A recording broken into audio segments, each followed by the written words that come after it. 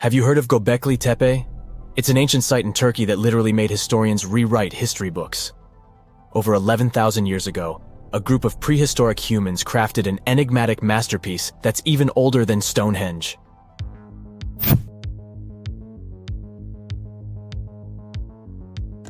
Before its discovery, archaeologists believed that people didn't know about iron and weren't good at making pottery. They were sure that settled life only emerged with the need for agriculture. But Göbekli Tepe changed this belief.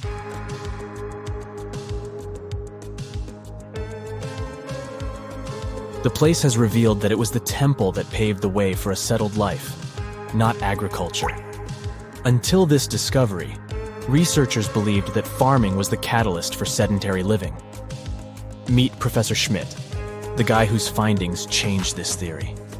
He managed to prove that hunter-gatherer communities laid the very foundations of this way of life.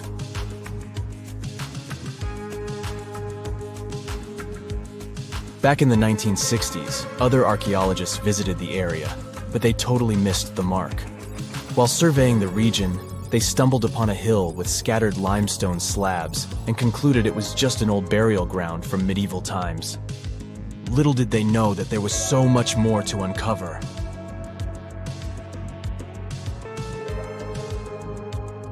In 1994, Schmidt embarked on his own survey of prehistoric sites in the area. Surprise! He instantly realized he had discovered something truly extraordinary.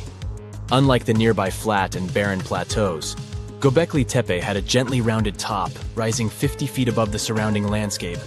Funny enough, the translation of this place's name is Potbelly Hill. Schmidt was sure only humans could have made something like this.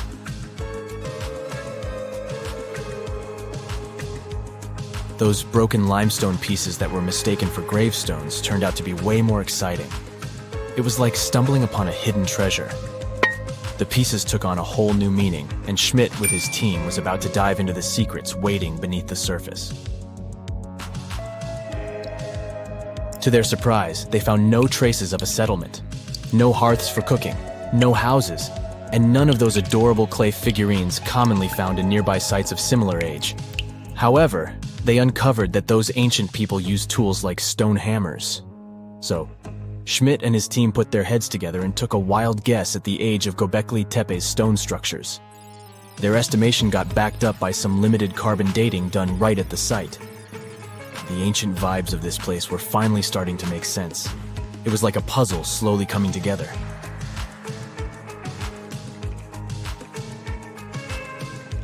You may think that back then, people didn't have special tools to create something as cool as Göbekli Tepe. Not true. Turns out, these prehistoric folks used flint tools instead of fancy metal chisels. They were also skilled at chipping away softer limestone and crafting pillars right on the spot. Afterward, they carried the pillars a short distance to the summit and placed them upright.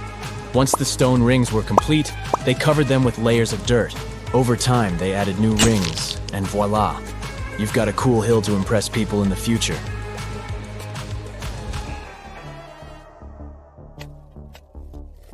During their first year of excavation, the team went through 15,000 pieces of animal bones from wild creatures. These people didn't have pet animals or grow their own food. They hunted wild animals for their meals. But things were about to change, because the place had everything they needed to start farming. Scientists say they had wild sheep and wild grains that could be domesticated. And guess what? Just 20 miles away, geneticists found evidence of the world's oldest domesticated strains of wheat at a prehistoric village.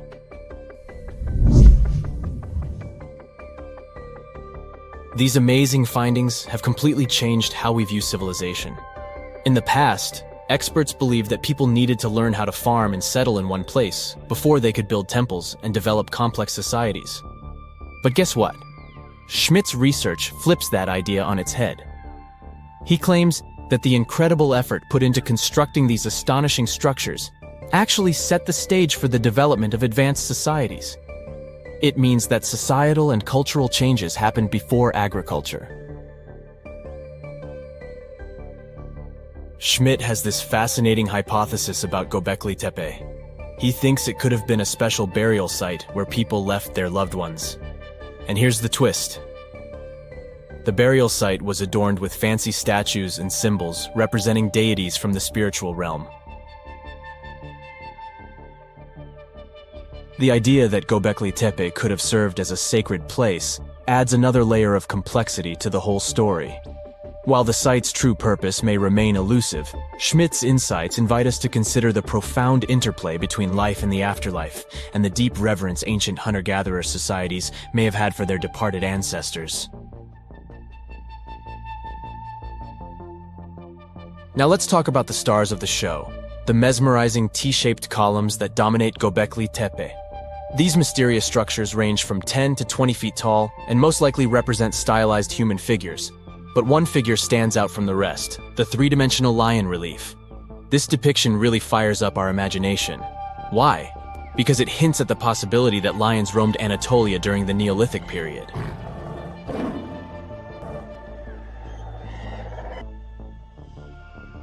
These standing stones are arranged in circles and placed in rectangular pits. Each circle has a similar setup. Two big T-shaped pillars in the center, surrounded by slightly smaller ones facing inward. Talk about a stylish arrangement. These towering pillars reach a whopping 16 feet and weigh between 7 and 10 tons. Some pillars are plain and simple, while others are like works of art with intricate carvings. Foxes, scorpions, and vultures come to life, crawling and twisting on the pillars' sides. But it's not just animals depicted on these stones. Some pillars have abstract shapes representing humans, and even small carvings of clothing items. Some of them even have belts. Now, there's one pillar that stands out from the rest like a rock star.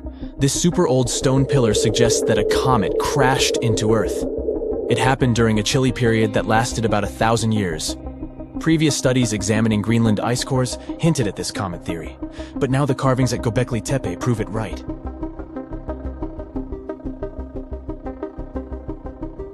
The carvings on the pillars are like a historical comic strip. They even show a headless human figure. Researchers fed the images into a computer and discovered their connections to constellations, indicating that this temple might have been an ancient observatory. It's like our ancestors were trying to document this cataclysmic event in their own unique way.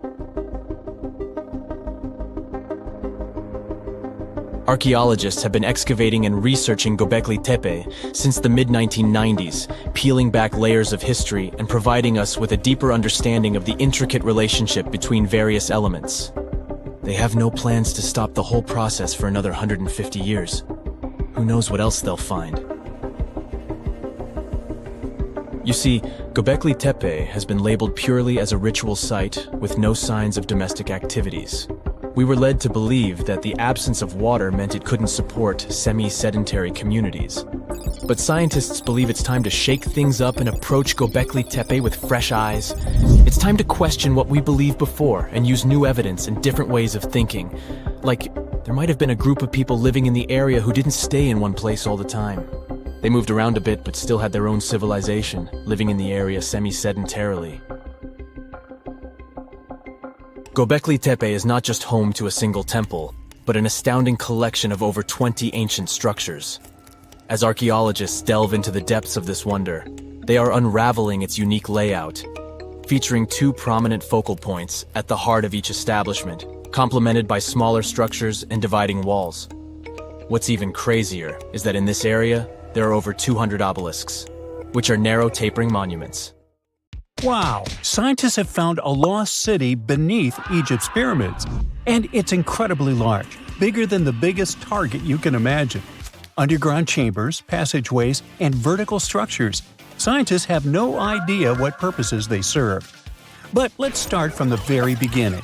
Italian and Scottish scientists studying the Pyramid of Khafra discovered something that looked like secret tunnels under 3 pyramids. This find might change what we know about ancient Egypt.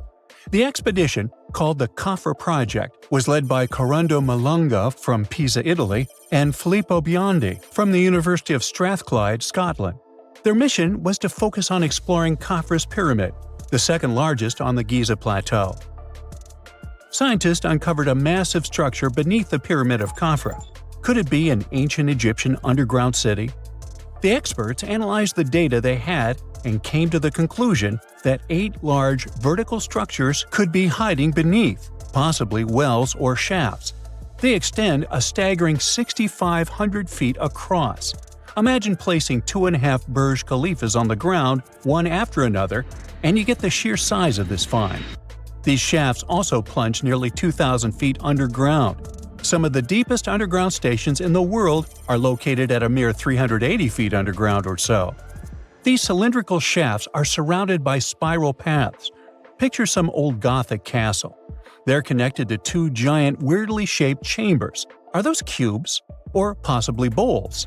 Each of these chambers is likely more than 260 feet across. Now, even though we know about the structures now, no one has figured out their original purpose yet. Want to hear something even more shocking? Okay then, the team is almost sure that similar access points can be found under all 3 pyramids. In other words, all of them might be linked by a hidden system of underground tunnels, chambers, and passages. Even deeper, about 4,000 feet under the surface, there might be more unknown structures. And doesn't it add to the mystery? But the coolest news is that, according to some team members, these hidden structures near Giza pyramids could align with the legendary Halls of Amenti. In ancient Egyptian mythology, it's a place where people are believed to arrive when they're close to the end of their days. There, they are said to take a 3-day-long trial, facing their biggest fears. Now, how did scientists even discover these hidden spaces? To uncover them, researchers used 2 satellites positioned 420 miles above Earth. They sent radar signals to the Giza Plateau, and these signals generated detailed images, which were later compiled into a 3D model of the underground layout, including the newly detected shafts. Then, using synthetic aperture radar or SAR technology, which is a type of radar that can penetrate through stone, the team also spotted 5 small room-like structures hidden deep within the pyramid. One of these chambers contained a sarcophagus, which was once thought to be the tomb of Pharaoh Khafre. But now, scientists believe this was a mistake. The true burial site is likely to be elsewhere. In any case, these 5 hidden rooms were completely unknown before the scans. They seem to be arranged in the center of the pyramid and are linked to underground pathways leading somewhere below the structure. There's an opinion that these tunnels could lead to more hidden chambers and wells. Some of them might be around 4,500 years old. Wow! What if they help us solve ancient civilization mysteries? Preliminary data suggests that all this underground space can be much more than a few empty chambers. There might be many more hidden structures near the Giza pyramids. How come? Well, the thing is, the structure appears to include hollowed-out sections with spiral pathways leading even deeper underground. Refining the images hinting at this could reveal an extensive subterranean network. It might be a whole city hidden under the surface. Now, despite the excitement surrounding these findings, there are also a lot of people who don't believe in the existence of the underground city. They're skeptical about the archaeological discovery in Egypt due to the lack of peer-reviewed verification. That's why several archaeologists and radar experts have challenged the validity of the claims. They've explained that the technology used to make the discovery may not be advanced enough to produce such detailed underground imagery. According to them, the 5 smaller chambers found near the surface could be natural formations, since the area had had sacred significance long before the construction of the pyramids. Some experts have even dismissed the use of radar methods in this context altogether. They call these methods scientifically unproven and question their accuracy. The discovery has also reignited discussions about ancient Egyptian myths and the possibility of hidden texts lying somewhere beneath the Giza pyramids. The layout of the newly detected underground chambers shares similarities with mythological accounts of the Hall of Records, a rumored chamber that could preserve early Egyptian wisdom. If confirmed, these findings could significantly reshape the understanding of Egypt's sacred topography. Plus, this lost city beneath Egypt's pyramid could become physical evidence of previously unknown underground structures. That's why the Khafre project is super eager to begin excavating to confirm their findings. But getting approval from Egyptian authorities is a challenging process. The discoveries still need to undergo peer review before they are accepted by the academic community. By the way, this recent archaeological discovery in Egypt comes on the heels of another discovery involving a weird structure beneath the Royal Giza Cemetery, which researchers believe is unnatural in origin. Archaeologists used remote sensing techniques and uncovered a mysterious L-shaped structure underground in the Western Cemetery of Giza. This area is known to house burials of royal family members and high-ranking officials. Many of the tombs in the cemetery have above-ground mastabas, rectangular stone or mud brick structures with flat roofs. But there is an area in the center of the cemetery where there are no above-ground structures. To investigate this unexplored region, the team used electrical resistive tomography and ground-penetrating radar. ERT works by sending electrical currents into the ground and measuring the resistance to detect remains. As for GPR, it sends radar into the ground and maps the structures based on the radar's return. The team found an anomaly about 6.5 feet beneath the surface. It appeared to be an L-shaped structure measuring at least 33 feet in length. The readings suggested that the structure had been backfilled with sand after its construction. This made the team hypothesize that it could be a mix of sand and gravel, or possibly an air void. This anomaly was classified as a highly resistive structure, which meant it didn't occur naturally. Motoyuki Sato, the study's lead author and professor at Tohoku University in Japan, claims that the structure is not a natural formation due to its sharp shape. Another weird thing about ancient Egyptian pyramids is that historians have long believed that they were built primarily for royals and high-status individuals who had the wealth and power to create such massive structures. However, new research from the archaeological site of Tombos in modern-day Sudan challenges this assumption. The thing is, Tombos' pyramid may have served as burial sites for low-status workers as well as elites. The hard-working members of ancient communities may have found their last resting place in some of the most visible monuments, including the pyramids. Located along the Nile River in the ancient region of Nubia, Tombos became part of Egypt after its conquest of the area around 1400 BCE. That's when Egypt established the site to strengthen its colonial control. Workers at Tombos built pyramids, but those were much more modest than the famous pyramids of Giza. The research team reanalyzed 110 human skeletons from Tombos, originally studied in 2012. In particular, they examined the entheses, the areas where tendons and ligaments attach to bones. Such an analysis can give us insights into the amount of physical labor a person performed. When someone does hard labor, their bones often develop distinct crests and ridges at these attachment points due to the stress on the tendons and ligaments. And while some skeletons showed little change in their entheses, suggesting they belonged to individuals from the upper classes, others showed more serious changes. It means they belong to lower-class workers. This finding can totally challenge our earlier understanding of pyramid burials, especially the idea that only elites were buried in the pyramids, because the pyramids themselves were designed for the elite. This recent research may prove that lower-class workers may have found their final resting place in these monumental structures too. Something strange is lurking beneath the sands of Giza, and scientists have no idea what it is.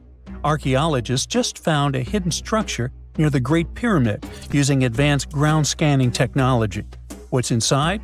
Nobody knows, but excavations are already underway. The Great Pyramid of Giza is one of the most famous monuments on Earth, but it doesn't stand alone. It's surrounded by an ancient necropolis, a massive royal graveyard filled with tombs and monuments. They belong to pharaohs, nobles, and other high-ranking officials. Most of these tombs are above the ground. They're called mastabas, rectangular, flat-roofed tombs built from limestone or mud brick, and they've been studied for decades. But from old movies, we know that these weren't simple graves. They have deep vertical shafts leading to underground burial chambers, where the past was sealed away for eternity. And recently, archaeologists found one curious empty space in the cemetery, a completely unexplored patch of ground. No mastabas, no visible ruins, nada. For years they ignored it, but between 2021 and 2023, they decided to investigate. They didn't dig, though. Instead, they used a technology that kind of acts like X-rays for the ground. These radars let scientists see the secrets hidden there. And there was something hidden beneath the sand, something deliberately buried and forgotten. A two-part underground structure. One part was shallow and L-shaped. It's about 33 feet long and buried just 6.5 feet deep. But below that, a deeper, more mysterious anomaly, a structure completely different from anything else in the area. They called it a highly resistive anomaly, which means it's dense and solid, likely made of stone, sand, or even metal. And still, no one has a clue what's inside it. Now, it's clear that humans made the L shape. It wasn't formed by nature. And the shallower structure might have been an entrance to whatever is hidden below. But they only have some theories about what might be hidden there. It's also filled with sand and gravel. It was probably deliberately backfilled after its construction, perhaps to preserve this. Why? Well, we don't know yet. The archaeological team will need to excavate to understand what exactly this thing was and why it was built. The first guess is a lost burial chamber. Many tombs in Giza have underground burial sites, but most have clear surface markers. This one, for some reason, has nothing, but it could be one of them. The second guess is an ancient offering chapel. Egyptologists know that some chapels were built in this shape, but usually they were above ground, not buried like this. And finally, it might be something we've never seen before. If this turns out to be a new type of structure, it could rewrite what we know about the burials of pharaohs. The only way to know for sure is to dig it up. And that's exactly what's happening right now. Excavations are already underway. Archaeologists are racing against time to uncover the truth. But there's a real danger there too. Giza's fragile ancient structures need to be handled carefully. Otherwise, they could be damaged beyond repair. So all we can do is wait for the truth. Now, these tombs always held fascinating mysteries. Unfortunately, we'll never learn tons of these mysteries because of some relentless tomb robbers. Egyptian tombs were built to guard the bodies for eternity. But that absolutely didn't stop people from breaking in and stealing everything valuable inside. They've been bothering these ancient sites for thousands of years, starting way back in Pharaoh's times. Many of the most famous tombs, including those in Giza, Saqqara, and the Valley of the Kings, were looted. It was a common practice in ancient Egypt. And they were serious about this whole thing.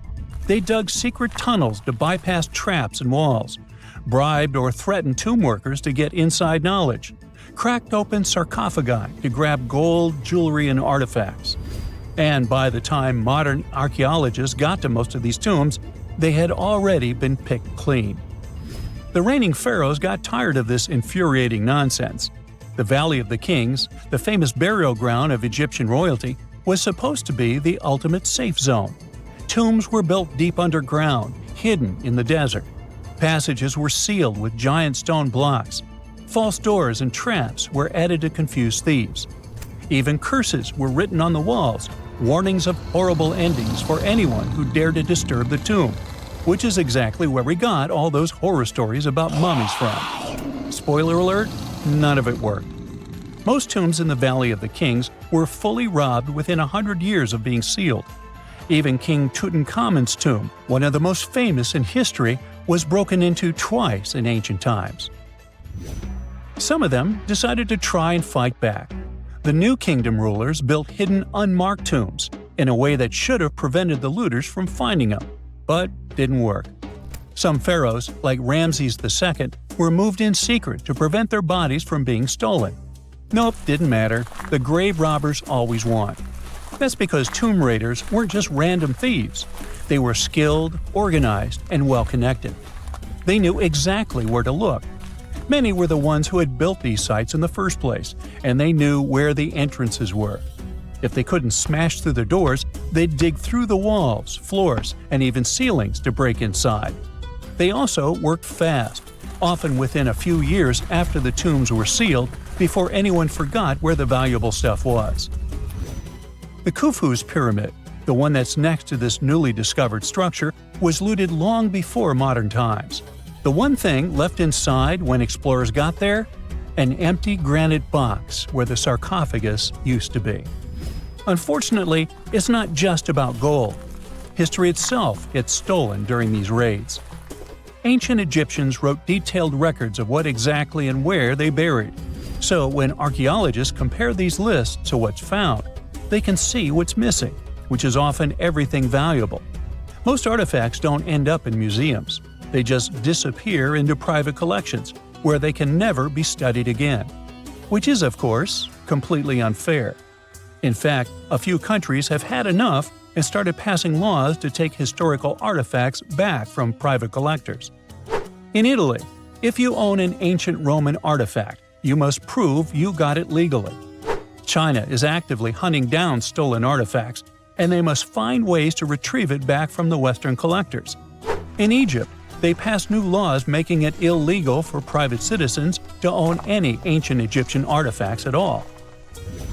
Other countries, like the US, the UK, Germany, or Switzerland, are completely fine with rich guys owning their history. The British Museum is built on looted things. European empires invaded half the planet and took whatever they wanted back home. Their museums are often full of such stolen artifacts, and unfortunately, they refuse to give most of them back. For example, the Rosetta Stone. It was taken from Egypt by Napoleon's army, then stolen again by the British after they beat the French. Egypt has been demanding to return for years, but they still can't get it back. Or the Parthenon marbles. These magnificent massive Greek structures were taken from the Parthenon in Athens by a British lord in the 19th century. Greece has been begging for them back ever since, but the UK doesn't feel like it. Not to mention tons of Mesoamerican artifacts, scattered in various museums across the world. European explorers raided Mayan and Aztec temples, took statues, jewelry, and sacred objects, and now Mexico is fighting to get them back. Well, wouldn't it be surprising even if this mysterious underground chamber has somehow been looted already? But if it's a newly found place, could it be one of the few that escaped the hands of grave robbers? Could there still be ancient artifacts, untouched for 4,500 years? We can only hope that those guys didn't get there first. Egyptologists have been digging around every inch of the Great Pyramid for ages. Yet somehow, they overlooked this stunning pink granite bathtub buried a few miles next to it. And here's the deal. This mysterious oval tube lying next to the Khufu pyramid for years may provide evidence that the Egyptians built the pyramids not only for monumental purposes, but also to generate electricity, experimenting with it long before Alessandro Volta and Thomas Edison. The Giza Plateau is famous for its three pyramids, Khufu, Khafre, and Menkaure. But there are also two smaller foundations next to them, the unfinished North Pyramid of Zayat el-Aryan and the Layer Pyramid. Some researchers say these buildings were never finished, while others think they were destroyed for more mysterious reasons. One of these reasons might have to do with the original usage of the Giza pyramids, the idea that they were used as an electricity generator. To connect these dots, we need to go back to the beginning of the 20th century. That's when an Italian architect and Egyptologist named Alessandro Barsanti decided to examine the Zayat el-Aryan pyramid. Near the site, he noticed something unusual: scattered granite fragments. To a casual passerby, these might have seemed insignificant, but Barsanti recognized the signs. You see, ancient Egyptians often used sites to prepare stones before transporting them to their final destinations. The fact that there was granite on the ground intrigued him. Granite was a more expensive material than the limestone typically used for pyramids, which suggested that it might have been intended for an important and possibly hidden structure. At a depth of 68 feet, they encountered a huge pink granite block. He kept going with the excavations, and they revealed ancient inscriptions carved into the stones. They sent the drawing to experts, but no one could decipher what they meant. Were they instruction sets to something? That's when Barsanti made his biggest discovery. He found an oval-shaped vat carved from pink granite and polished to a mirror-like finish. The thing is, the vat had been carefully sealed. When they opened it, they found a thin black residue along the walls. I'm thinking something in the lines of a black oily substance. This discovery raised many questions for him. It didn't make sense to him that ancient Egyptians would go above and beyond to seal and protect this strange vat. By 1911, Barsanti had to abandon his effort to figure out what was the deal with that mysterious pit. But his findings intrigued researchers all over the world, and they've got their own opinions about it. One of these modern theories suggests that the other pyramids could have been used as a part of a bigger whole. It suggests that the Khufu pyramid was actually used as a water pump designed to irrigate the desert area. Apparently, the pyramid's internal chambers would function as a hydraulic system. In the 1990s, an engineer took this theory seriously and studied the pyramid's subterranean chamber. Surprisingly, he found actual signs of water damage.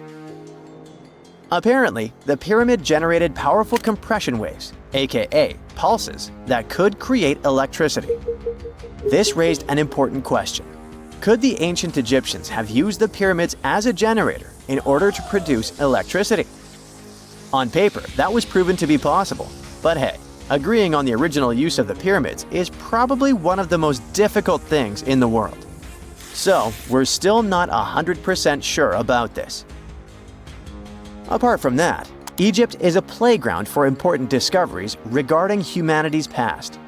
I mean, scientists have just discovered what looks like a cosmic command center, similar to that room from the Doctor Strange movies. They discovered an L-shaped astronomical observatory, measuring around 9,000 square feet, dating back to the 6th century BCE. Definitely the first and largest of its kind from that era. The mud brick structure housed tools used for calculating dates related to ancient Egyptian rites, royal coronations, and agricultural plans. This observatory is located in the archaeological site known as the Temple of Buto, just 50 miles east of Alexandria. It's pretty impressive. The structure was designed so that you'd get inside the room through an east-facing entrance. This way, you'd get to see the sunrise. Once inside, you'd find a pretty huge shadow clock, used to tell time by tracking the movement of shadows inside the room. This variant of a sundial clock was nearly 16 feet long. That was quite an exciting discovery. Another interesting one was that scientists and Egyptologists have discovered the first ever pregnant mummy. Now, even if we know quite a lot about mummification processes, we keep making discoveries that open new doors into the lives of ancient Egyptians. It took so long for someone to find out this mummy was expecting at the time she was embalmed because she was placed in a male's coffin. More specifically, a male priest. Historians say that during the 19th century, a lot of traders mixed coffins up in order to sell them. Yes, that means they opened them and switched mummies to please their buyers. It was a complete surprise because they were hoping to study more about ancient health issues when they opened this coffin up. But they had another special research on their hands: prenatal practices in ancient Egypt. This mummified woman who lived about 2,000 years ago was from 20 to 30 years old when she passed away. She was found in Thebes, and her remains were incredibly well preserved. You see, mummification recipes varied across Egypt.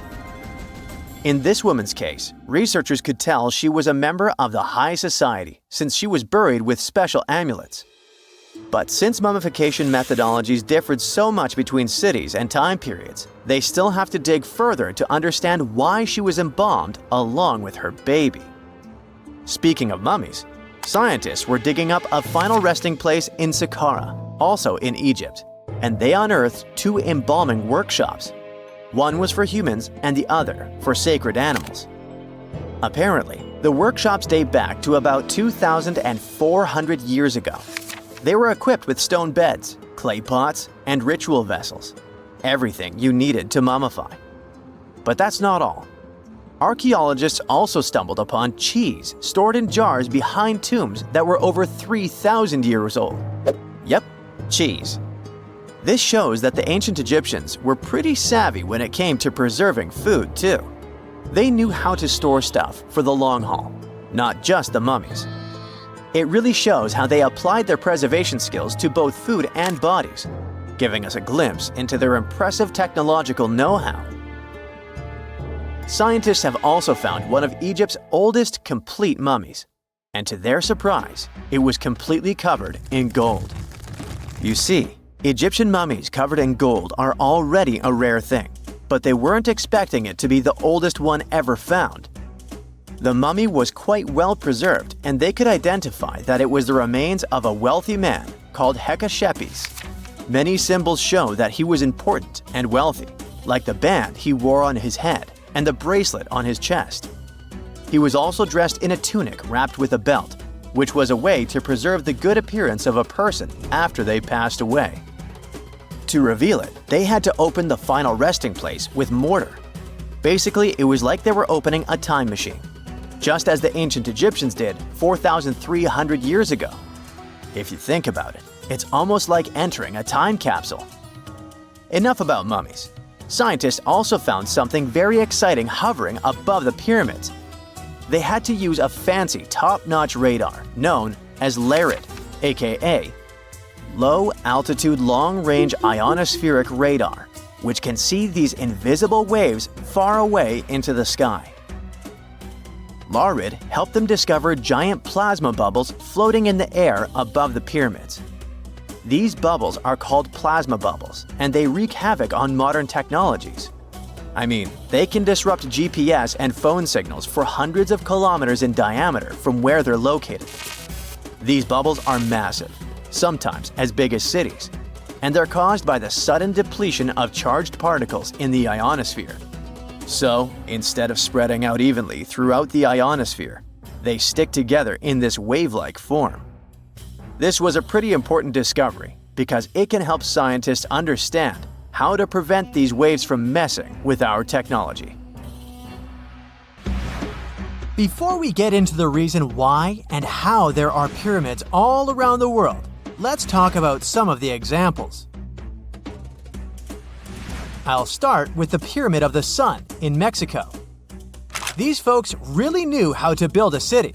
Their well-planned urban center spanned over 7 square miles and boasted several pyramids. But the Pyramid of the Sun is the most impressive.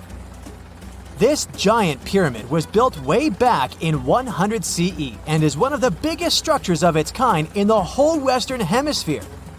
It's so big that it's 216 feet high above the ground. If you ever find yourself in this ancient city, you won't be able to miss the Pyramid of the Sun. It's right there on the east side of the Avenue of the Dead, the city's main north-south street. To build this incredible pyramid, around 1 million cubic yards of material were used, including a special kind of red volcanic rock called hued tezontle. Impressive, huh? We don't know too much about the people who built the Pyramid of the Sun or its purpose. But archaeologists believe there was once a temple on top of it. When explorers went below the pyramid in the 1970s, they found a bunch of cool tunnels and chambers. In 2011, they even found a secret stash of clay pots, obsidian pieces, animal bones, human figurines, and a mask. Who knows what other secrets the pyramid is hiding? If you decide to see this one, you must climb the pyramid using the 248 uneven steps on the west side. Watch your step. Sudan got some pyramids too. Nubian pyramids aren't as big as the ones in Egypt, but they still got around 200 of them. These ancient pyramids have been home to the tombs of the pharaohs of the Meroitic Kingdom for almost 1,000 years, who ruled Egypt from Nubia to the Mediterranean Sea.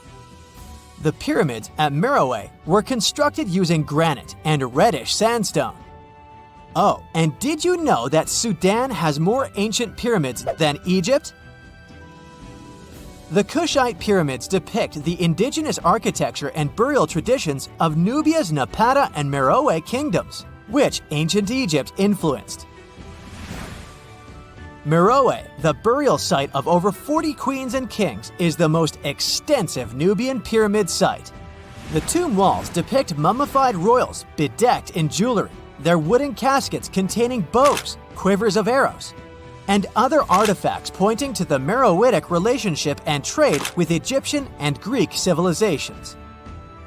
So if you're looking for some ancient tombs to explore, you may consider skipping the crowds in Egypt and heading on down to Sudan. Let's fly to Iraq to see some more pyramids. Ziggurats have fancy receding layers and tiered temples. Instead of a smooth exterior, it has tiers like a cake. Perfect for all the important work and rituals that went on inside. You can find these towering structures scattered throughout Iraq and Iran, and they're a real testament to the power and skills of the people who built them. One of the biggest and most impressive ziggurats is the ziggurat at Ur. It's basically a giant rectangular pyramid that stands a whopping 70 to 100 feet tall, with 3 levels of terraces and a temple on top. Can you imagine how many baked bricks it took to build that thing? Try 720,000 for just the lower portion. This particular ziggurat was built for Sumerian king Ur-Nammu. Similar to other ones, this pyramid has been around for thousands of years, so it got a little rough around the edges. Thankfully, the Babylonian king Nebuchadnezzar II and some archaeologists came to the rescue in the 6th and 20th centuries respectively, and now you can find this near Talil Air Base. The ziggurat at Ur was built in 2100 BCE by King Ur-Nammu for the moon deity Nana. It was the tallest building in the city, and you could see it from miles around. It was like the medieval cathedral spire of its day.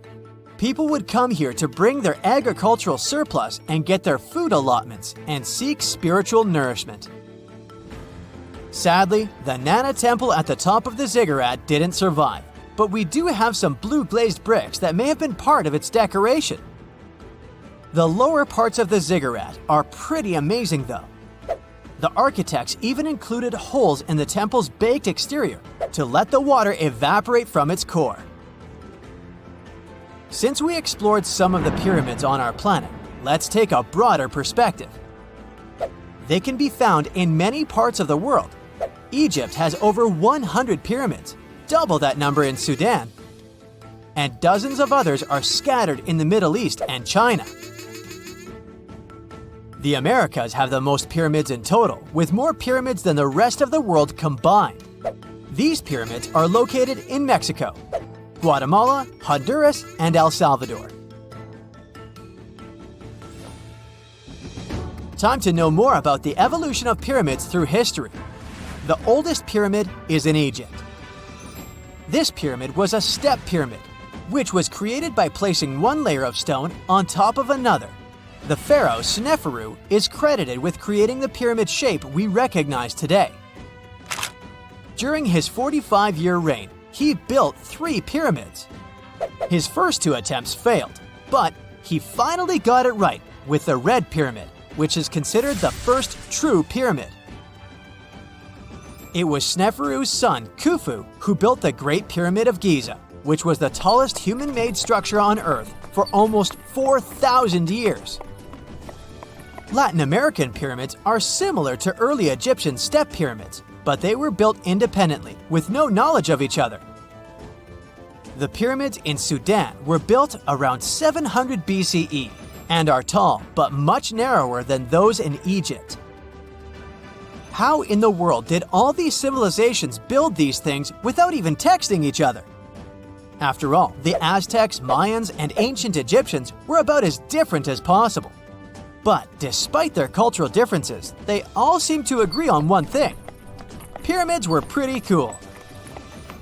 Step pyramids are all around the world because they were the most feasible and stable way to build large and tall structures without access to lighter building materials like wood and metal. The triangular form with a square base is the best way to build a sturdy structure, and having a cube structure would require more material for less height. Now, when it comes to pyramid design, the Egyptian pyramids were like giant triangles with a square base, smooth sides, and a pointy top. On the other hand, the Aztecs and Mayans went for a tiered cake look, with steps leading up to a flat platform on top. So, while all these pyramids share the same basic shape, they have their own unique flair. Each group built its pyramids using different materials, techniques, and slope angles. So while they may have been inspired by each other's work occasionally, they were just doing their own thing. Egyptian pyramids had smooth, angled sides that were designed to help the pharaoh's soul ascend to heaven. The Pyramid of the Sun was built over a series of caves that served as a passageway for the deities. The Maya built the temple of Kukulkan in Chichen Itza to honor the deity Kukulkan, usually represented by a serpent. Nicknamed El Castillo, it has 91 steps on each side, plus a platform. That's 365 steps, one for each day of the Mayan calendar. Tell me, Brightsiders, how were pyramids built? To begin with, humans made them, not a foreign race from space that landed on Earth. You see, one thing that all pyramids have in common is that they were built without advanced tools or even the wheel. It took a lot of people to build them, including skilled laborers and architects. For example, it's estimated that 20,000 people built the Great Pyramid of Giza, and it's believed that most of them were skilled laborers. Building pyramids was a massive undertaking that required years of planning and effort. The Great Pyramid at Cholula, Mexico, took 600 years to complete. Secant, cosine, tangent, sine, 3.14159. Yeah, that was the cheer we heard coming from the trigonometry club back in the day. For the rest of us in math class, terms such as sine, tangent, and pi were just bewildering. Who invented these and why? Was their only purpose to make it harder for students? Well, not quite. Trigonometry was invented by the ancient Egyptians. They needed this knowledge to construct pyramids, and they did a pretty good job too. The Great Pyramid in Giza still stands today, some 4,500 years after it was built. No recalls either. So let's get out of that classroom and on a journey through time to reveal the secrets behind the ancient Egyptians' precision. Here you are, standing on the Great Pyramid's construction site, some 9 miles from Cairo. Well, the city still isn't there, as you're surrounded only by the desert and teams of construction workers. They're transporting large stone blocks weighing 2.5 tons each. They're inside a wooden sled that sits on large rollers. A crew of 8 men rolls these blocks along the ground. You immediately think of the rollers on a supermarket cash register. The principle is exactly the same, but the scale is greater, much greater. Scientists estimate that the Egyptians used 2.3 million such blocks in the Great Pyramid alone. And the block in front of you is one of the lighter ones. The heaviest of them weighed up to 15 tons. But where did all these blocks come from? Most of them originated from quarries around Giza. It's not that impressive, you think? But wait until you hear how ancient engineers transported the granite used in construction over 500 miles to the pyramid. There were no railways or highways back then, but the mighty Nile was always there. Researchers even believe that the Egyptians dug a canal to connect the Nile directly to the pyramid's construction site. All they had to do then was to wait for the flood season to begin, and voila! The rising water levels floated the heavy stone blocks for them. But how did they lift the enormous stones on dry land to stack them up to the top? Did they use oversized cranes?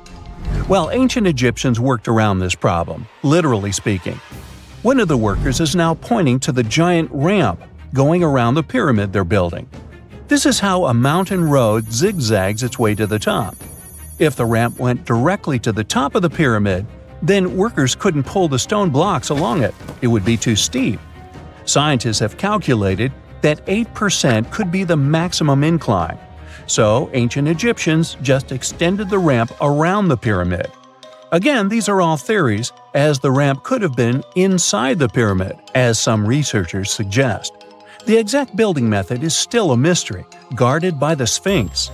That's its real name, right? Wrong.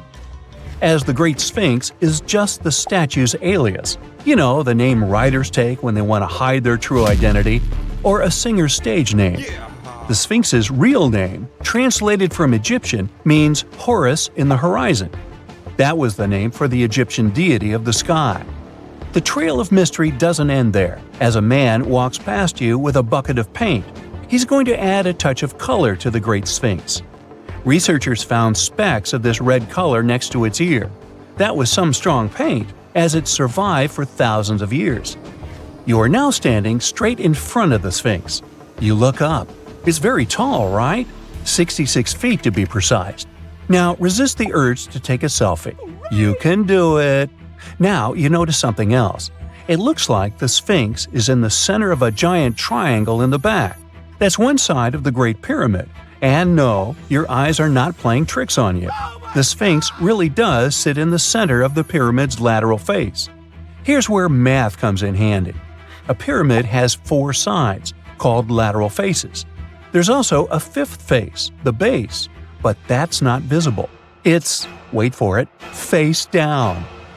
The Sphinx has one last mystery to reveal: its age. Scientists agree that Pharaoh Khafre built the Sphinx. He ruled after his father, who had built a great pyramid nearby. So both structures were finished around the same time. Let's talk about numbers again. You've heard of Cleopatra, the Egyptian princess described as a woman of great beauty. Hello? She saw the pyramids, but she lived closer to the time of the first iPhone than the time of the people who built the pyramids. Fascinating, right? You can see thousands of people around you. They're working hard to build the pharaoh's tomb.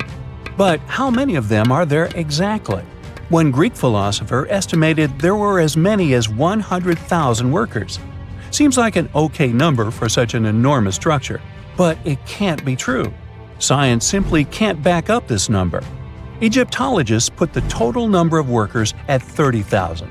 And yes, Indiana Jones was one of them, at least on the big screen, but he showed up late.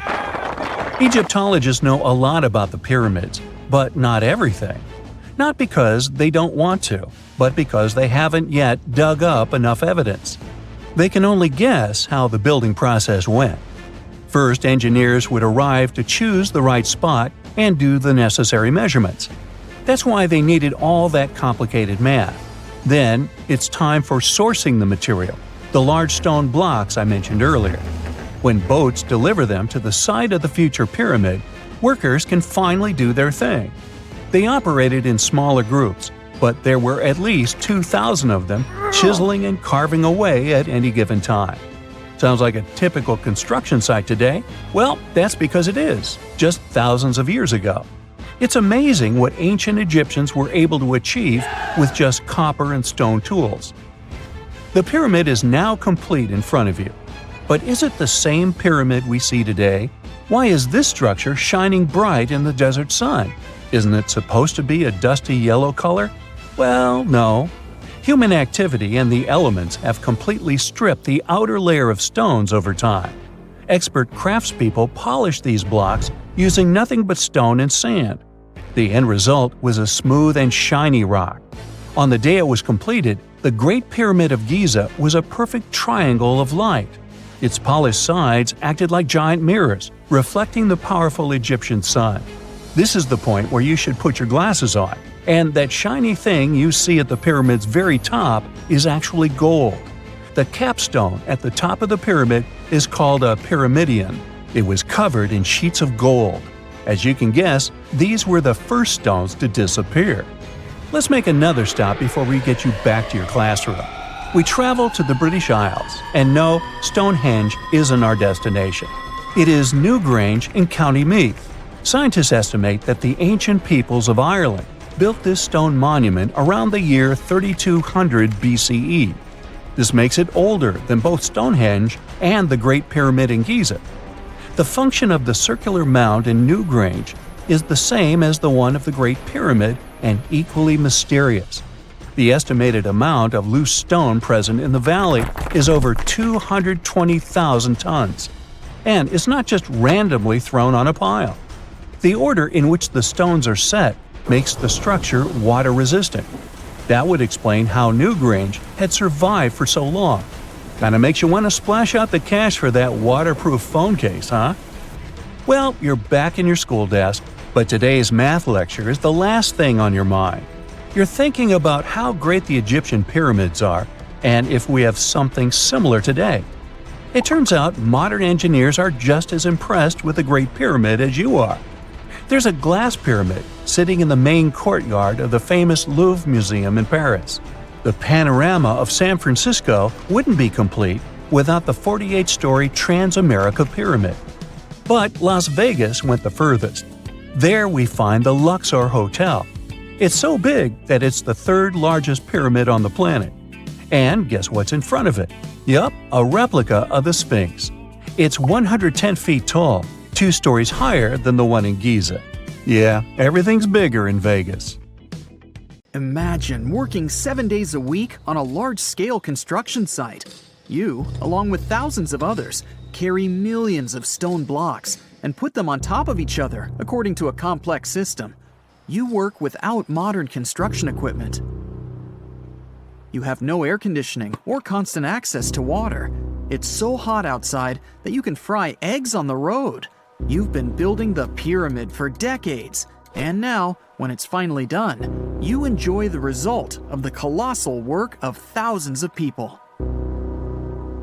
You're looking at a giant cultural monument of global value that will freeze in time and amaze people for tens of thousands of years. A few thousand years have passed. People in the 21st century see the pyramids and are like, wow, I can't believe humans have built this. Yeah, the people who built the pyramids wouldn't have appreciated such a theory. But actually, there are reasons to believe that people built it using some fantastic technology. From the outside, it seems the Great Pyramids are just big triangles of stone. People just put some heavy blocks on top of each other, and that's it. In fact, the design seems too perfect to be true. The pyramid consists of more than 2 million blocks.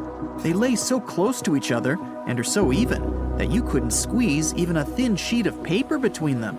Scientists still can't figure out the exact technology for building the Egyptian pyramids. One of the biggest and most famous is the Great Pyramid of Giza. This huge construction, well known all over the world, has one big secret. There should be a capstone on top of the pyramid. It's a triangular-shaped stone block, a small pyramid on top of a huge one. It's also called a pyramidion. The builders of ancient Egypt made it out of granite and limestone and covered it with gold. No records or old drawings prove that there was a pyramidion at the top of the Great Pyramid of Giza. But there's another ancient Egyptian structure with such a triangle, the Red Pyramid. It was built before the Great One, and its capstone has survived to this day. Archaeologists have found and reconstructed it. But where could the capstone of the Great Pyramid be? It's a mystery that still has no answer. Some are sure that some thieves have stolen it from the top. Maybe they just climbed up and pushed the pyramidion down. It makes perfect sense. The capstone was probably the most valuable element of the pyramid. Many scientists and archaeologists still don't know its exact purpose. Some believe that this peak covered with gold glorified the pharaohs. The capstone reflected moonlight at night and illuminated the entire space around it.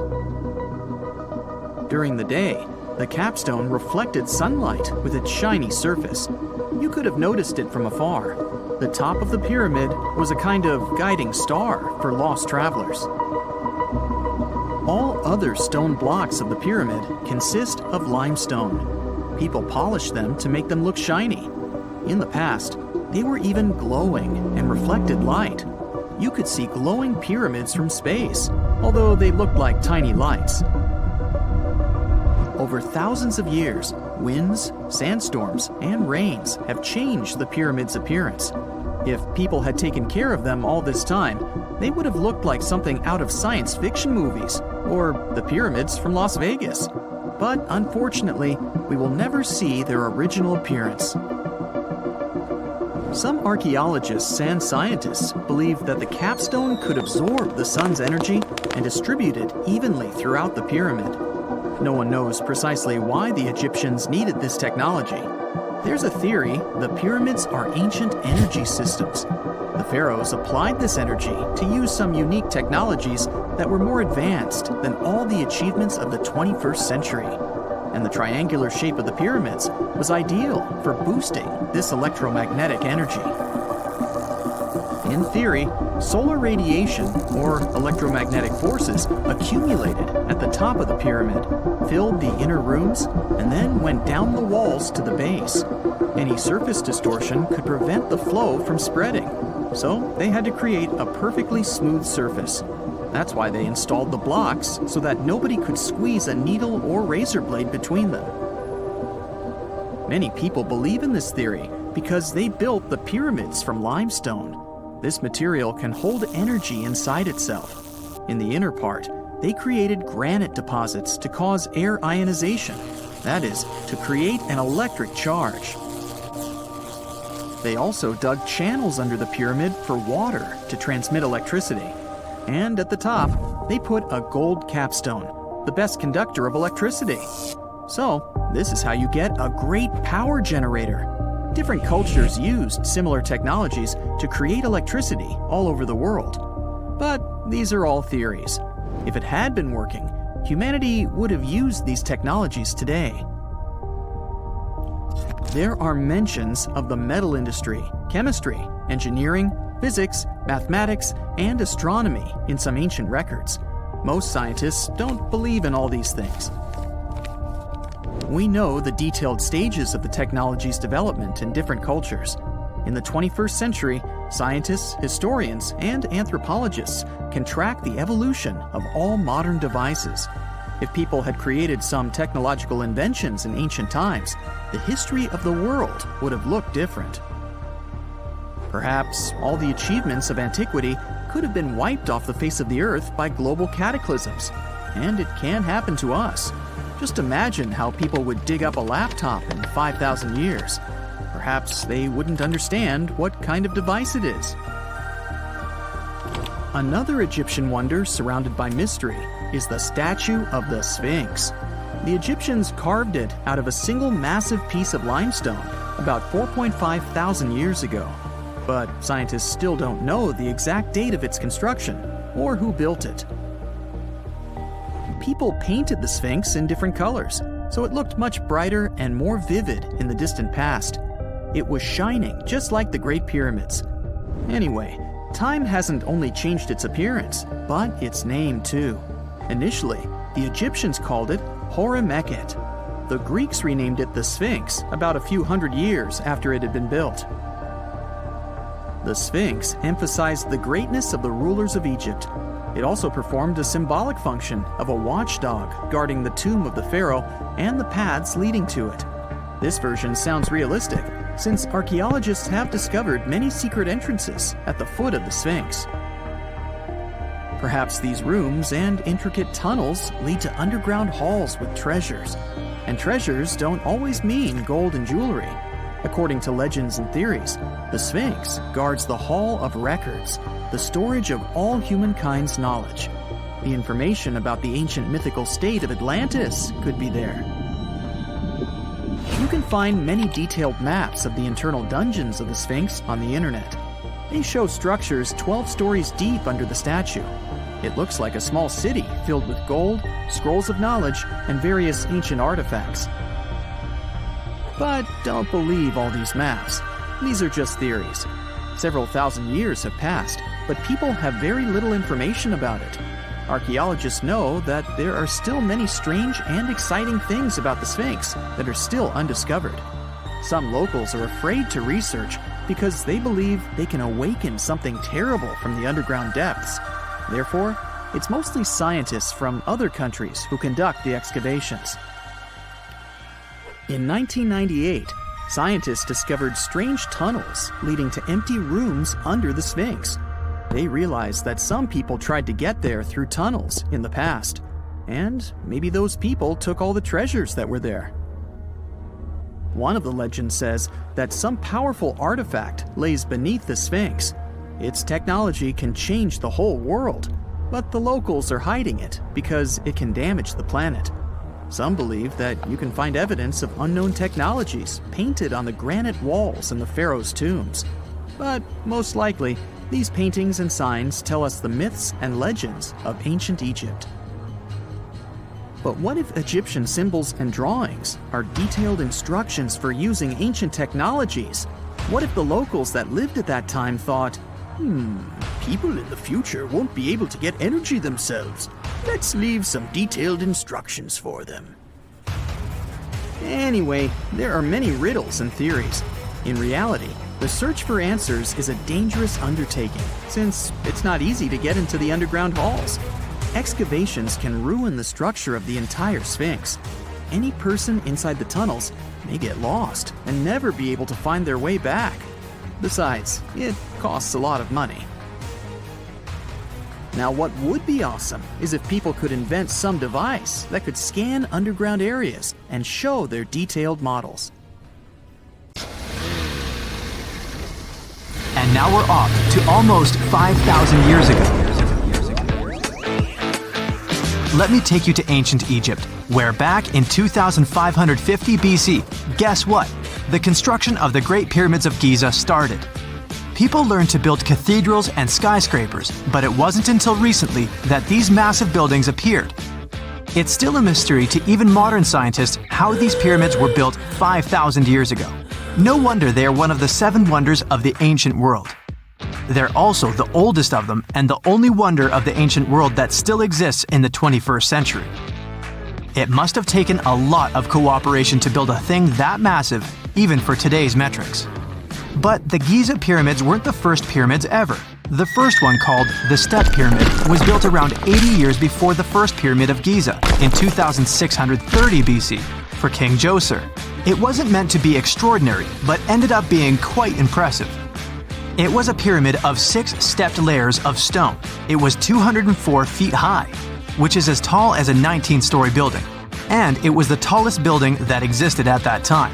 It wasn't just a pyramid though, it was surrounded by a whole complex of buildings, including even courtyards.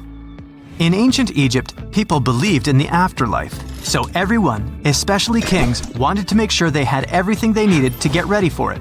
Here's why the pyramid complex was perfectly supplied with a lot of objects people used every day. The complex included a pyramid and a kind of a palace. Those buildings had many things the king loved and might need one day, like furniture, food, and gold vessels. After Djoser, building pyramids became common practice, but many pyramids weren't finished. It would usually take about 20 years to build one, but many rulers reigned way less than that. Overall, there are more than 100 pyramids. The most famous pyramids are the Great Pyramids of Giza. The first one and the biggest one was built for Pharaoh Khufu, around 2550 BC. Initially, it was 481 feet tall, which is as tall as a 40-story building. The second pyramid was built for Khufu's son, Pharaoh Khafre, around 2520 BC. It's just a bit shorter, usually standing at 471 feet high, a 39-story building. This is the pyramid with the famous statue of the Sphinx. Sphinxes have a lion's body and a human head. They were built to guard important areas. This one has the head of Pharaoh Khafre and is guarding his pyramid, facing the sunrise. The Sphinx is most well known and is one of the world's biggest and oldest statues. Originally, it had red color and did have a nose. It's still possible to see the trace of red pigment by its ears. But no one knows exactly when the nose disappeared. For some time, the Sphinx was sort of hidden underground, being covered with sand up to its shoulders. Luckily, in the early 1800s, an adventurer with a team of 160 people dug it out. The third pyramid of Giza is the smallest one, being more than twice shorter. Originally, it was 218 feet high, about the height of a 20-story building. Built in 2490 BC, it was a pyramid for Khafre's son, Menkaure. The pyramids are designed to align with the points of the compass, and their sides symbolize the rays of the sun. But back at the time, there were no compasses. Ancient Egyptians figured out the directions themselves, and with amazing precision. To align the pyramids, they used 2 constellations. Originally, The pyramids were covered in smooth white limestone and had a gold-silver top to reflect the sun. Later, the white limestone was taken from the pyramids by other kings and used for other buildings. Scientists estimated that ancient Egyptians used about 2.3 million stone blocks to build the first pyramid. Each block weighed more than 1 ton. This is the weight of a rhino. Some blocks were even bigger, being almost as heavy as an elephant. 4.5 millennia ago, there was no modern equipment to help build it. There were no machines, no wheels, and even no steel. The only metal available to them was copper.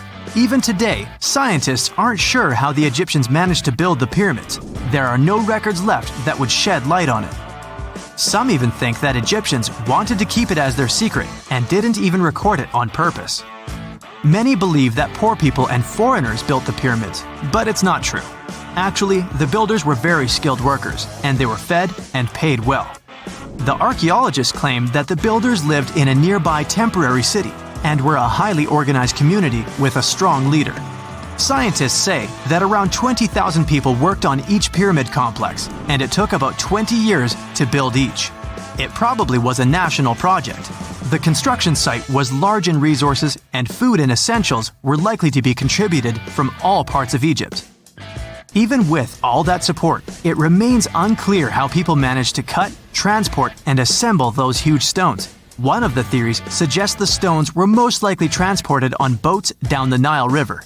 Then, there was a harder part. They had to be moved to the construction site. For that, they probably used wooden sleds. It wasn't very hard to pull them because the sand mixed with the right amount of water was pretty slick. And 10 people could move a sled even with a rock weighing 1 ton pretty easily. Finally, one last problem. The stones had to be lifted and put into place. Archaeologists have discovered the remains of the ramps system that dates back to when the pyramids were built. Most likely, the Egyptians designed a unique system to move and pull huge stone blocks, but no one knows what it looked like exactly. The most common opinion is that there were several ramps around the pyramid to help move the blocks. The ramp was growing with the pyramid getting higher. They suppose people were walking up the stairs, pulling the stone on the wooden sled up in the middle on the sandy ramp. But this is just one of the options. Others say that the ramps were going around the pyramid. Some say the ramps were inside the pyramid. But we'll never know for sure, and it'll forever remain a mystery, just like the ancient Egyptians wanted. Surprisingly, there's not much inside the pyramids. Most of it is just solid stone with very little open space. But let's take a quick look inside the biggest of the pyramids of Giza.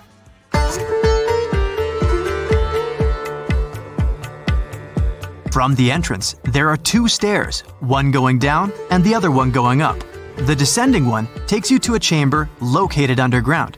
That's where the pharaohs are, but not in this pyramid because Khufu wanted to stay higher.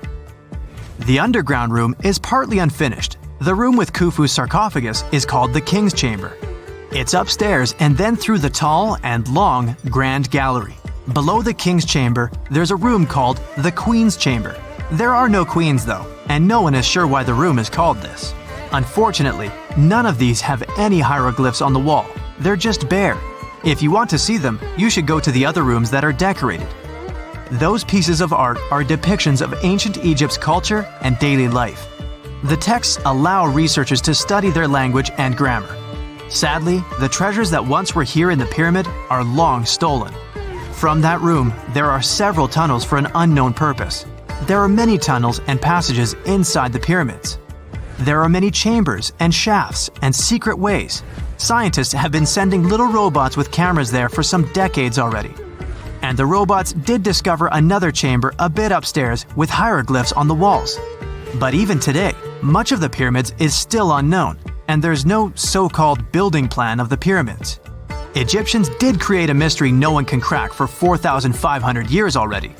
Scientists recently started to X-ray the pyramid to learn what's inside it without entering it and its narrow, mysterious tunnels.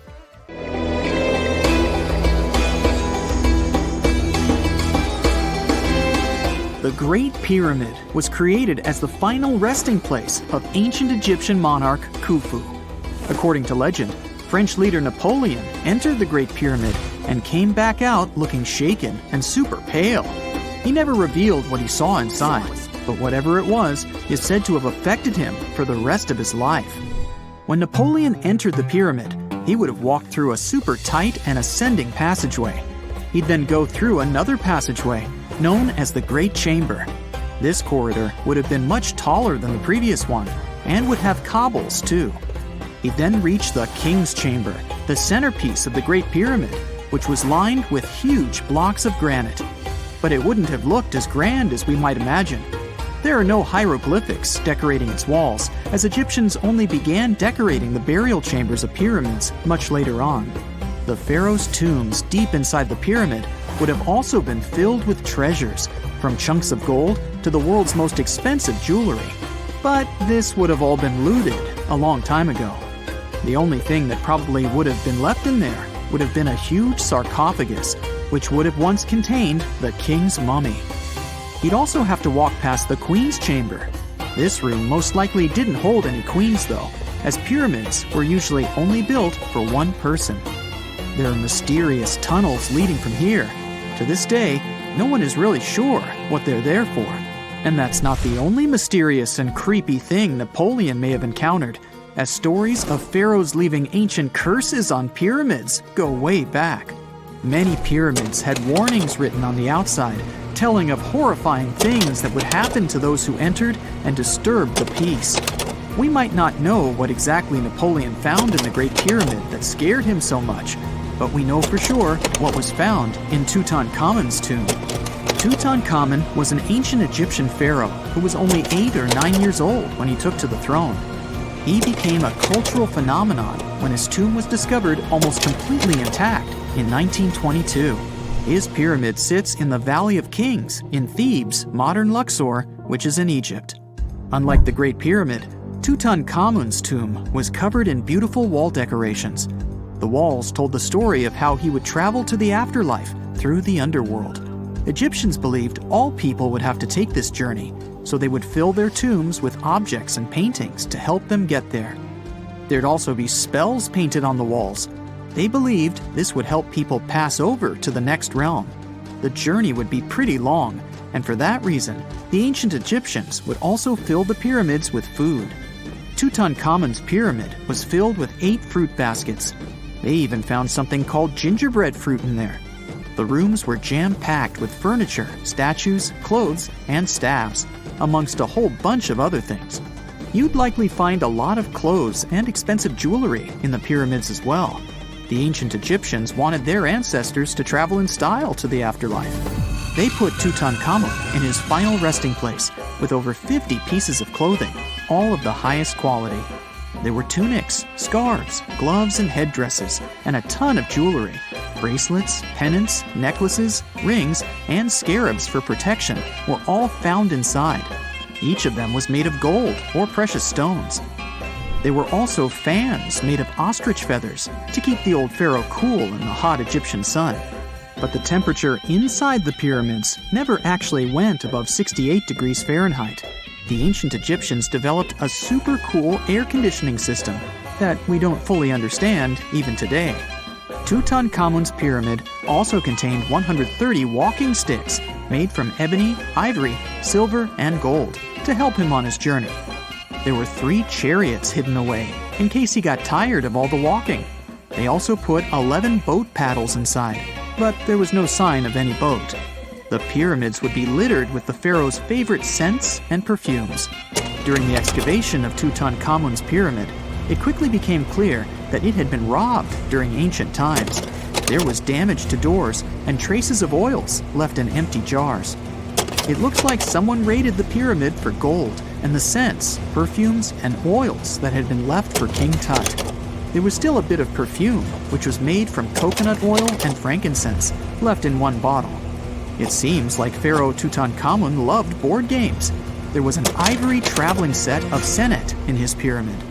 Although we don't know for sure exactly how to play it, we have figured out it was sort of an ancient Egyptian version of backgammon. It looks like it was a 2-player game where the goal was to knock your opponent off the board. Not really sure who Tutankhamun's mummy was supposed to play with though. The ancient Egyptians had some rituals that may seem pretty strange to us. For example, they used to shave their eyebrows off if they ever lost a cat. So it's not too surprising they put some really weird things inside pyramids. Archaeologists discovered a collection of mummified cats and scarab beetles in pyramids that date back more than 4,000 years. They were found in the pyramids of Saqqara, which is south of Cairo. They also found a bunch of makeup kits and mirrors inside.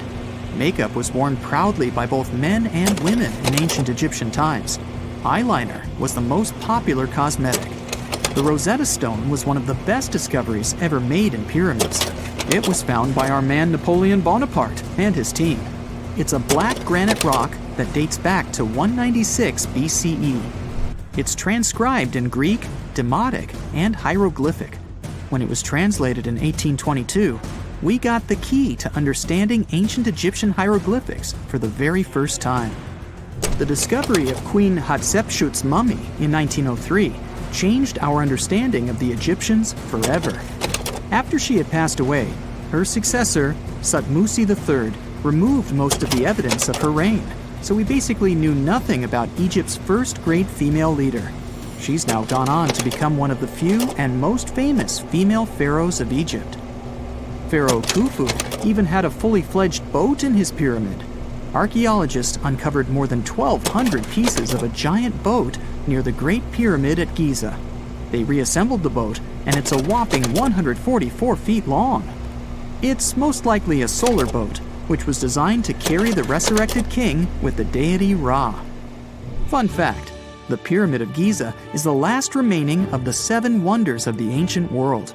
The other 6 are the Hanging Gardens, the Colossus, the Temple of Artemis, the Mausoleum, the Lighthouse, and the Statue of Zeus. This pyramid was also the world's tallest man-made structure for 3,800 years, and it's the biggest pyramid in Egypt. It took a staggering 2.3 million blocks of limestone, and some weighed as much as 80 tons. It took an incredible 100,000 laborers and a whopping 23 years to build. Its original height was a mega 480 feet. In 2017, archaeologists discovered something weird about Egypt's Great Pyramid. There's a hidden void that's at least 100 feet long, and no one really knows why it's there or what's actually inside it. The weird void is the first inner structure discovered within the 4,500-year-old pyramid since the 1800s. Scientists used cosmic rays to detect the massive hole, but are still no closer today to finding out what's inside. The ancient Egyptians took a lot of care building the pyramids, and everything was strategically placed and structurally sound, so it's super unlikely that this hole is due to blocks falling over time. Loads of pyramids also contain small model figurines called ushabti. These represented attendants. They believed they would come to life to serve the pharaohs in the afterlife. But it's amazing that all this stuff actually fit inside. There isn't actually a huge amount of space inside the structures. It's mostly just rock. There are mysterious plasma bubbles floating around the pyramids of Giza. As bizarre as that might sound, let's get one thing clear right off the bat. There's nothing extraterrestrial going on here.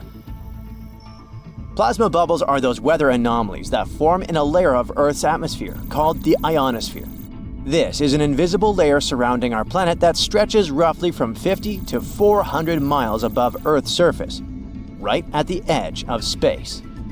In this layer, the sun, being the giant hot power that it is, basically cooks gases, splitting them into electrically charged particles called plasma. Here's where it gets interesting.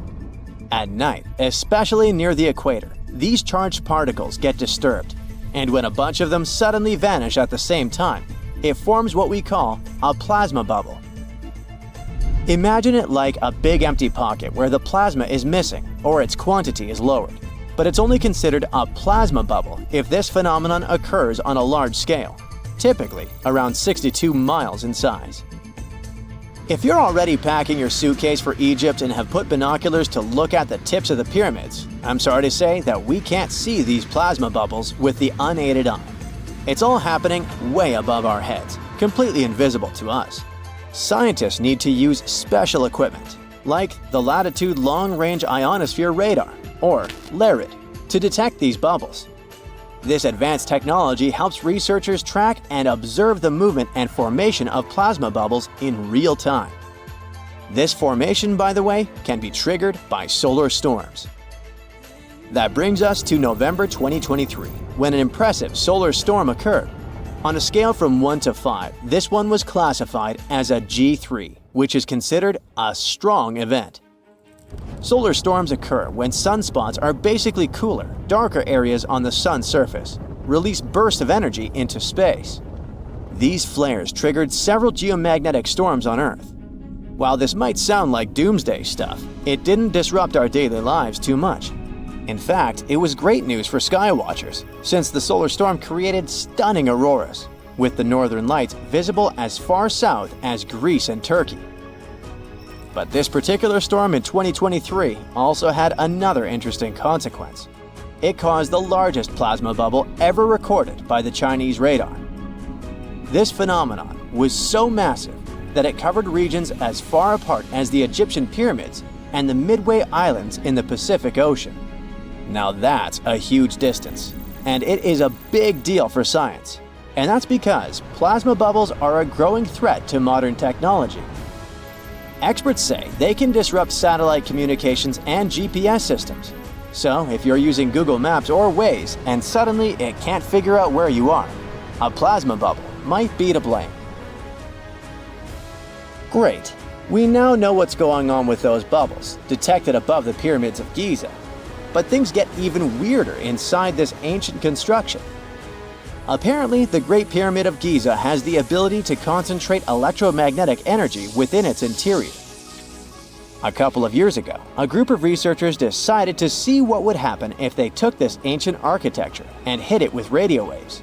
I mean, waves that are similar to the kind your phone uses, but on a much larger scale, up to 1,900 feet long.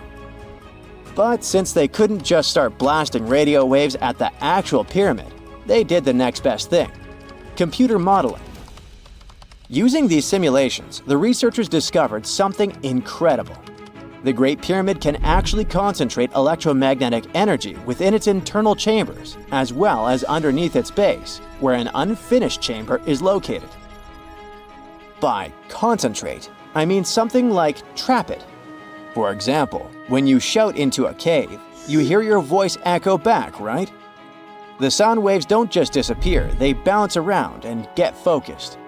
Similarly, when radio waves hit the pyramid, they don't just pass through or around it. Instead, they get absorbed, bounce around, and focus inside and underneath the pyramid. Our list of mysterious phenomena surrounding the Egyptian pyramids doesn't end there. Inside the pyramid, there's a long, narrow passage that leads to what's known as the King's Chamber. This room sits at the center of the pyramid, and it's believed to have been the final resting place of Pharaoh Khufu, the ancient Egyptian leader who commissioned the entire thing over 4,000 years ago. When visitors step into the King's Chamber, two things normally strike them: the room's incredible acoustics and its heavy, imposing structure, which is entirely lined with red granite. Recently, scientists have started to connect these two facts. Some researchers now believe that the King's Chamber might be able to catch or pick up sound energy generated from other parts of the pyramid. In other words, this room might have been designed to amplify sound in a way that no other chamber in the pyramid can. To test this theory, researchers conducted an experiment where they sang in the Queen's Chamber, which is located directly below the King's Chamber. Here's where it gets wild. The music couldn't be heard in the lower underground rooms of the pyramid, but it sounded loud and clear in the King's Chamber. One possible explanation for this is the type of stone used in the King's Chamber: pink granite. Granite is known for its piezoelectric properties, meaning it can absorb energy from its surroundings, like sound vibrations, and convert it into electrical energy. This suggests that the chamber's unique acoustics might be due to more than just the shape of the room. It could be that the granite itself plays a role in amplifying and concentrating sound waves. According to scientists, these discoveries open up a whole new field of research into the pyramid's potential. Could the ancient pyramids have somehow harnessed the energy created by sound waves, or even Earth's natural vibrations? It might sound far-fetched, But considering the granite's piezoelectric properties are well documented in modern science, it's not entirely impossible. Who knows? Maybe we've only just scratched the surface of what the pyramids were truly capable of. Speaking of just scratching the surface, there's even more to think about, like how the pyramids ended up in such a perfect location. It seems the builders lined up the Great Pyramid with the cardinal points, meaning its sides are almost perfectly aligned with the four main directions: north, south, east, and west. There are many theories about how they did it, but one study suggests that Egyptians might have used the fall equinox to achieve this perfect alignment.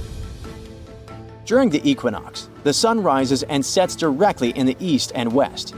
It probably made it easier for builders to use the sun's position as a guide. By watching the sun during this time, they could make sure the pyramids were positioned just right.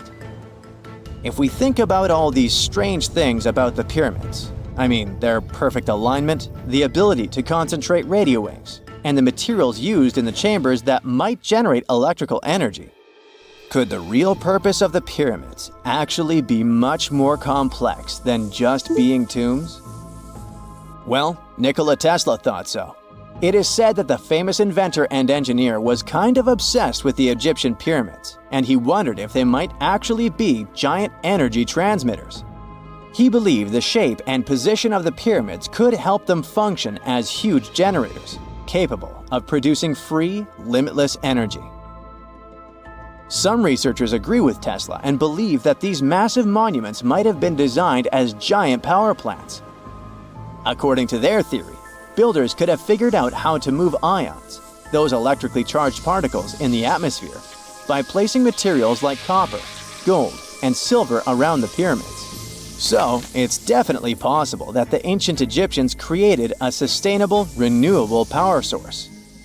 Although this is a very interesting thought, we haven't been able to confirm this theory, and the true purpose of the pyramids remain one of humanity's biggest mysteries. What is a boat doing in the middle of a desert? You would expect to find a seagoing vessel closer to shore. This is the question archaeologists had been asking for decades. In 1988, there was a storm near one of the most important archaeological sites in ancient Egypt. A wooden structure emerged from the sand. It was hollowed out by termites. Scientists were determined to solve its mystery. In 2000, they began excavating the site near Abydos, Ubidos. An American team of experts soon discovered a boat that was 70 feet long, and it wasn't alone. In total, there were 14 boats neatly resting next to each other. It was impossible to completely dig out the boats because of their poor condition. Luckily, the wood was preserved enough to get a sample. Analyses revealed that the boats were around 5,000 years old, the oldest fleet in human history to this date. The time of their construction predates the pyramids at Giza by half a millennium. Each ship of the fleet rested in a vault that matched its dimensions. The room was roughly a third of the size of a tennis court. It had mud brick walls that featured more than 120 drawings of boats. Ancient Egyptians incised them on whitewashed walls that were excellently preserved. Scientists have known about these mysterious chambers for well over a century. 1901, 1902. A British archaeologist, Arthur Weigel, stumbled upon a strange structure west of the River Nile. His team caught a glimpse of the interior walls. Sadly, a section of the roof collapsed, so they had to call off further exploration. Researchers abandoned the site, but its location remained on the maps. The boat's position first led scientists to think that they rested on a bank of the mighty Nile. But there was a problem with this theory. Today, the river flows almost 7 miles west of Abydos. Further studies of the surrounding terrain showed the Nile didn't change its course throughout history. Also, if the boats floated near a dock, they would be in unstable positions. The 14 vessels at Abydos were perfectly parallel to each other. There was only one conclusion possible. Someone had deliberately placed them like that. They must have gone through a lot of effort. Each boat had enough room for up to 30 rowers. These vessels could really float. They weren't models, but scholars still don't know if they actually sailed any body of water in ancient Egypt. This doesn't diminish the importance of the find. Previously, archaeologists found only small-scale models. In King Tut's tomb alone, there were 35 boat models. For a long time, these figurines were the only clues as to how ancient Egyptian vessels looked like. The boat's design confirms that they were the real deal. They are the earliest surviving examples of something called built boats. Ancient people constructed primitive vessels by hollowing out large tree trunks. The alternative was reed that was tied together to form a raft. The boats at Abydos had planks tied together. This was a major breakthrough in shipbuilding. During their lifetime, the boats must have seemed impressive. Timber was a valuable commodity at the time. There was no wood in the desert. Cedar had to be imported from Lebanon. The only person who could afford such luxury was the pharaoh. Studying the area around the ancient fleet provided more answers. Scientists discovered a mud brick structure where Egyptians worshipped the pharaoh. Its approximate date of construction matches that of the wooden boats. The same bricks out of which this building was made were used to encase the fleet. At the time of their construction, the rooms they were stored in had a ceiling. That's the section that archaeologists stumbled upon in the early 20th century. Just like mummies and coffins, these marvelous ships rested inside splendid vaults. The exterior of these rooms was also impressive. The outer walls originally had a plaster of white limestone. It reflected sunlight. In the desert sun, the structure housing the boats must have shone from miles away. Ancient Egyptian builders used the same technique to cover the pyramids 500 years later. Today, their surface looks jagged, but it wasn't always like this. When they were constructed, the pyramids had a top layer of fine white limestone. Their surface was smooth and it gleamed in the sunlight. Instead of stairs, the outer layer of the pyramids was more of a sleek ramp. Archaeologists were left with one final question. Which pharaoh owned the fleet? The answer lay just a mile from the site. This is where the tomb of a pharaoh from the 5th dynasty rested, King Senwosret III. Its time and style of construction matched the ones of the chambers with boats. The very end of his rule might explain how the boats ended up in the middle of the desert. The pharaoh probably passed away in northern Egypt. Then his body was transported down the Nile to Abydos in a marvelous procession of decorated boats. The vessels were later lowered to chambers near the final resting place of their owner. This had a symbolic meaning. In the ancient Egyptians' belief system, ships played a key role. Their supreme deity was Ra. He traveled through the sky during the day in the form of the sun. At nighttime, he sailed through the netherworld in a solar boat. The pharaoh identified himself with Ra. That's why he needed boats in the afterlife. That was the only way to regenerate himself. Just as the sun rises every day above the horizon. This belief existed for thousands of years. The more famous Pharaoh Khufu also had a ship. Scientists found it in 1954 next to his pyramid at Giza. It is some 4 centuries younger than the fleet at Abydos, but Khufu's ship was almost 2 times longer. The Great Pyramid of Giza and King Tut's tomb are some of the most famous archaeological finds in Egypt. But there are many more secrets hiding beneath the endless sands of the Sahara Desert. Recently, 2020, archaeologists found a lost city there. They have labeled it as the most important discovery since King Tut's tomb, 1922. The city of Aten is some 3,000 years old. Historians hope it will give them a unique insight into the everyday life of ancient Egyptians. The famous archaeologist and Egyptologist Zahi Hawass proclaimed the site a lost golden city. Aten sits some 300 miles south of Egypt's capital, Cairo. It is close to the famous Valley of the Kings. Archaeologists first found sections of mud brick walls that spread out in all directions. They discovered complete rooms with tools of everyday life inside.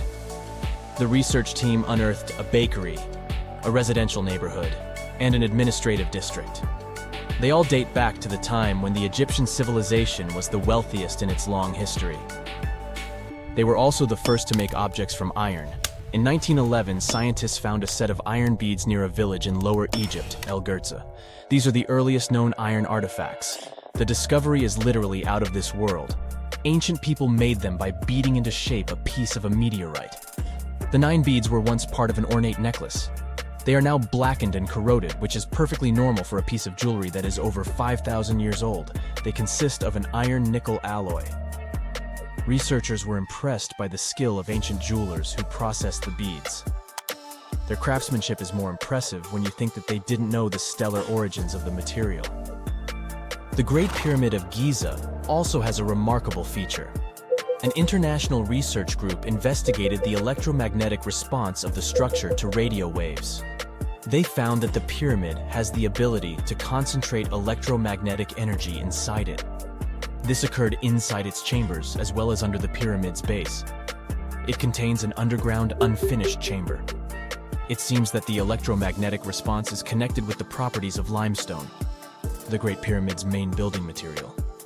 The research results might have a practical application. The way solar cells and nanosensors function could be improved by this remarkable find.